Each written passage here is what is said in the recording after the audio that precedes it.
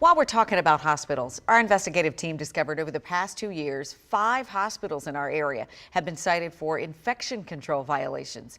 Digital investigative reporter Jordan Fisher published this story on our website. Jordan, what did you find? Yeah, Leslie, we went through reports from federal regulators across the entire country. And what we found is 5 hospitals in our area over the last 2 years have been cited for failing to properly control for infections. In West Virginia, that's Berkeley Medical Center. In Virginia, it's Inova Fairfax and Mary Washington. And here in the district, it's MedStar Washington Hospital and United Medical Center.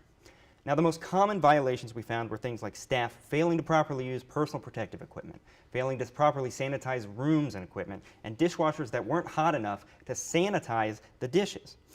Now, we did reach out to all of these hospitals to ask them what they're doing to remedy these things. Here's an example statement we got from United Medical Center.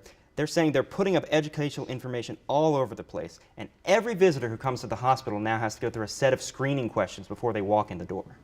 Now, I do want to put this into a little bit of context, though. I asked our infectious disease specialist, Dr. Linda Napa, whether she'd have any worries sending one of her patients to these hospitals, and she said she wouldn't.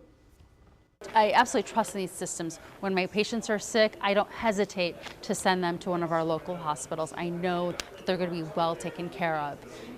But I also think that it's important for the patient to be aware of what their treatment is, what's going on, and to ask what the daily sort of evaluation and progress is. Dr. Napa is talking about asking questions, advocating for yourself.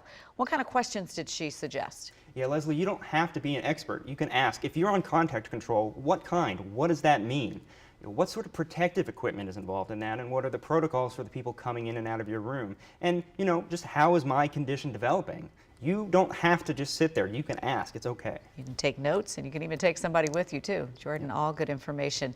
And you can read a lot more about this. Jordan has posted this story right now to WUSA9.com.